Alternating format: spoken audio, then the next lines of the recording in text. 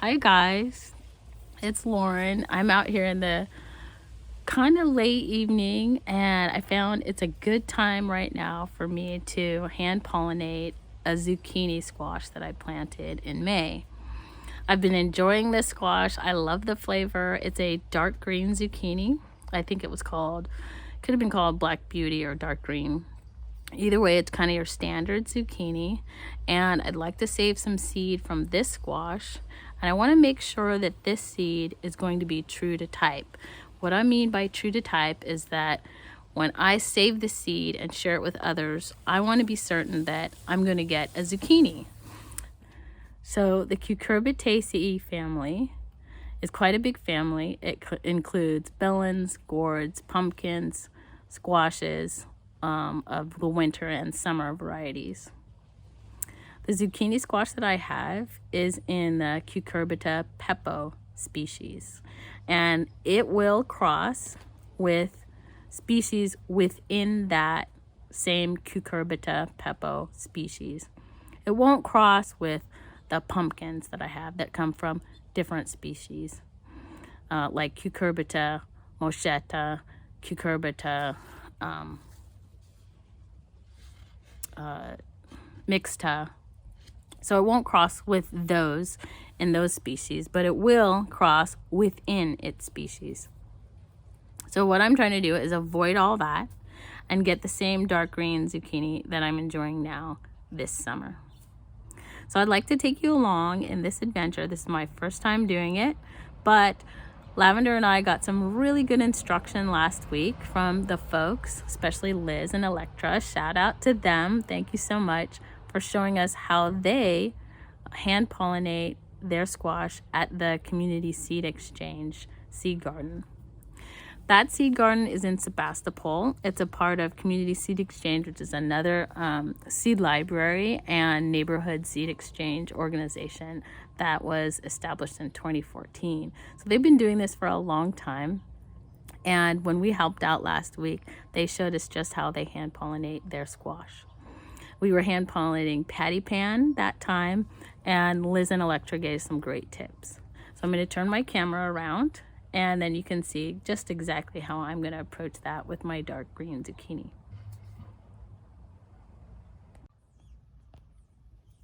So I'm out here in the early evening in my front garden, and what I'm going to do is identify the different male and female flowers on this branch of my zucchini plant. And what I notice is I have a female flower here. You can see that it's got this swollen immature zucchini fruit here, and a flower that is closed on top of it. You can also see a very tiny one that's similar, and this is a female flower here, and it's even younger than this one. This one is the one I'm going to focus on for saving seed from, because the flower would probably open tomorrow morning. Along with, I've got a series of male flowers. They look different. They're on a very long stem, very skinny.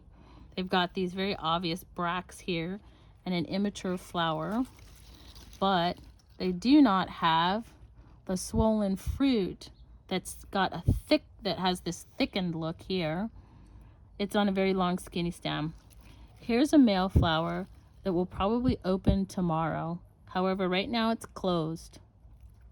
So this is the time during the early evening for you, if you want to do the same thing, to identify the male flower on your plant, the female flower or flowers on your plant, and decide that you're going to cross-pollinate the two.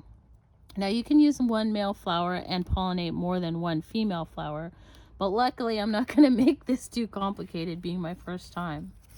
The first thing I'm going to do is get a little bit of flagging tape. You can use something different like a hair ribbon or anything that identifies and is flexible to put around the flower that you're going to hand pollinate. So I'm just very carefully putting it at the base of this flower.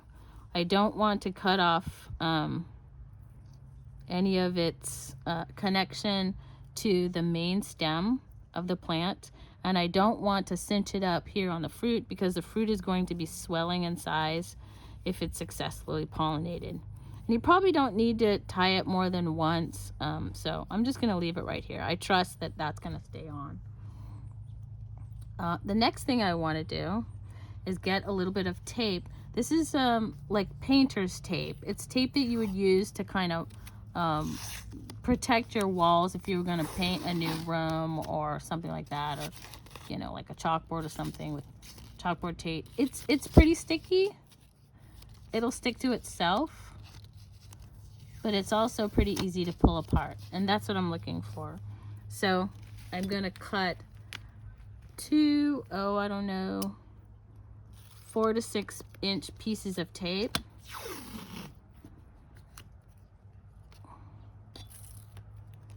And I'm going to put these together so that they make a little bit of a seam so I can get just a wider width. My tape is only about 1 inch wide, and so I want a couple of inches like this. I'm gonna cut this jagged end off just to get a clean edge.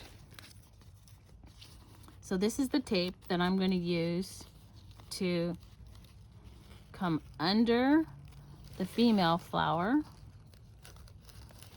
Being careful not to open it or damage it, and close it off, making sure that the tape is sealed close to around the flower, not only on the side but here at the tip where my thumb is pressing down. I'm gonna close it back over on itself and gently kind of, I think, press down here so that it's secure, but not so tight that I can't take it off in the morning when I'm ready to do the hand pollination.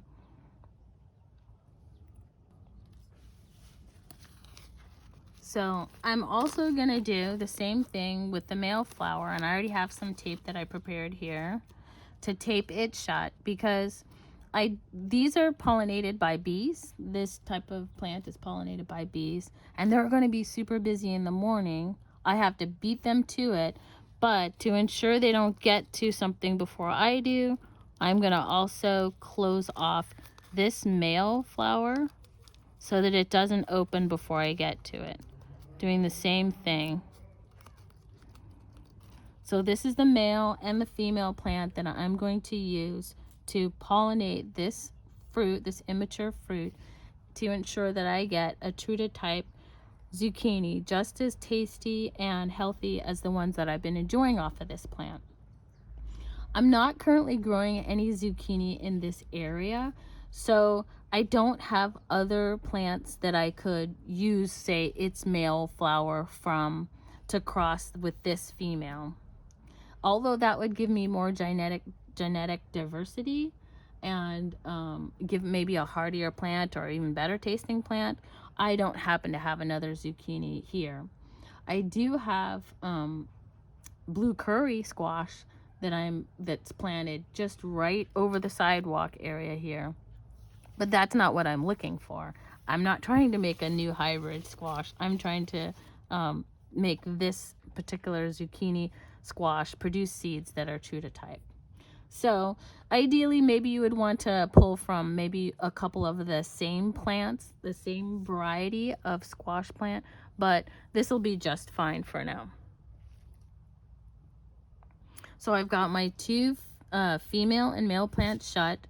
I'm gonna make sure this is holding tight because the morning dew will kind of make this less sticky, and I don't want them to fall off. I don't want any bees to get to it before I do, and I don't want it to open before I'm awake and ready to go hand pollinate them. So now it's just waiting day. I'm just gonna go to sleep, wake up in the morning, probably, I don't know, somewhere around 8 o'clock, somewhere before 9 o'clock is what Liz and Electra recommended. But early enough to beat the pollinators to it, and early enough to have the morning dew not interrupt the whole process, right? Okay, so One thing that might be worth noting or noticing is that here's that beautiful zucchini that I've been growing from this same plant. This is a mature pollinated and developing female flower. It still has the flower on the end of it. You probably have noticed this in your own garden. Here's another one of those very immature female flowers down here with a couple of male flowers that are right here that'll probably open also tomorrow.